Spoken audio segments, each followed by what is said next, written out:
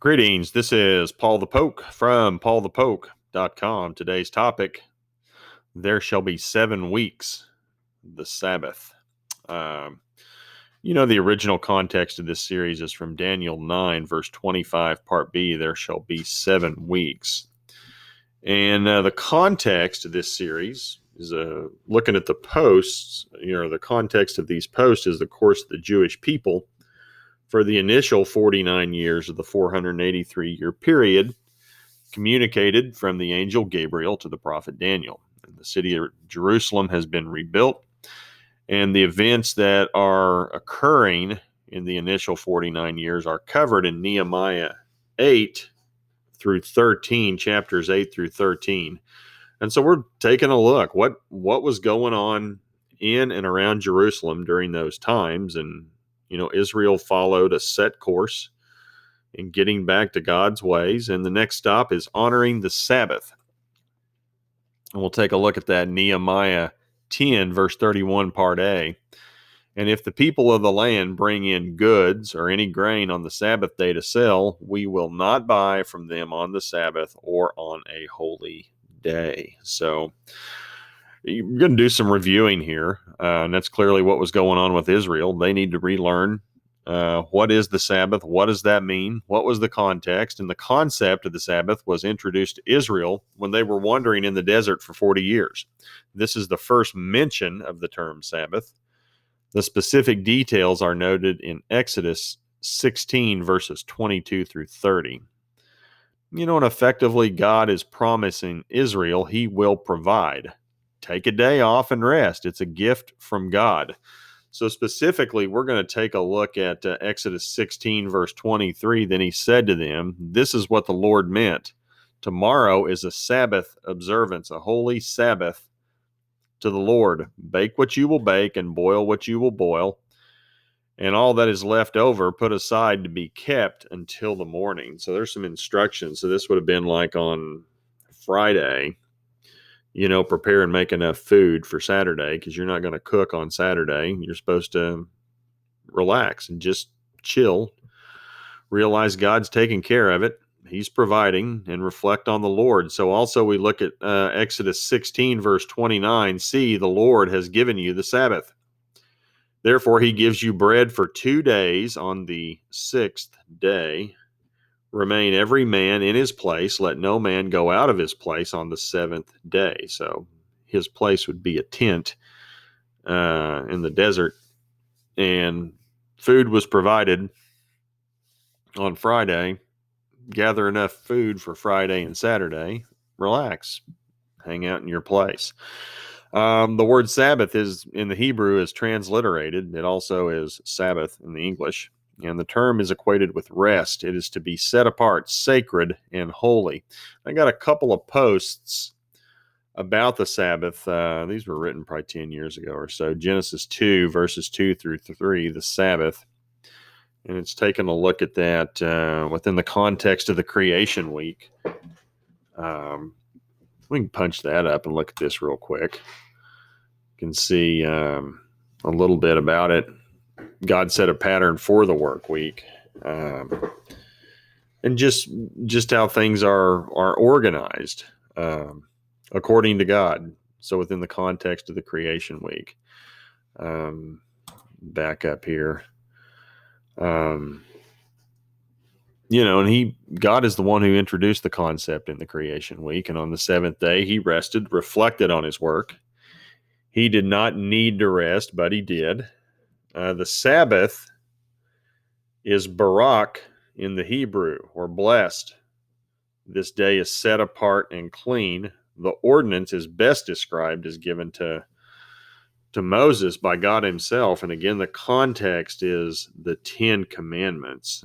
Going back up to Barak, I'm sure some of you guys thought of this. Barack Obama, blessed Obama in the Hebrew. Obama,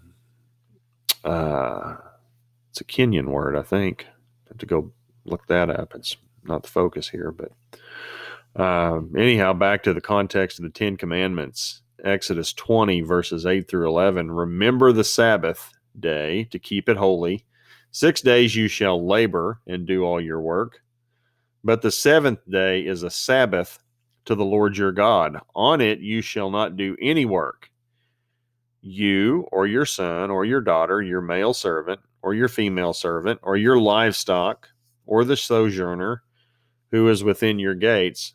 For in 6 days the Lord made heaven and earth, the sea, and all that is in them, and rested on the seventh day. Therefore the Lord blessed the Sabbath and made it holy. So it's a pretty encompassing statement God makes to Moses.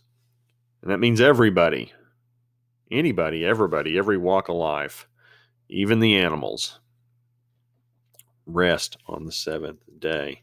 Yet another link, Isaiah 1, verses 12 through 15. Rest means rest. And God's a little fed up with Israel is the context of this one. And Sabbath, the Sabbath comes up, and it's the point of that is God hates religion. The religious people, do all these little rules, keep all these little rules, and it's just that there's no intention with it other than we need to do this, lip service to the Lord, if you will. So Israel needed to guard against that then, and the context of this is now in Nehemiah, Ezra. Nehemiah is teaching Israel about the Sabbath at the end of the week, the seventh day, and the holy days. So the high holy days that are within the context. So the fall feast, the spring feast, those are holy days. Rest on those days. Specific directions are given.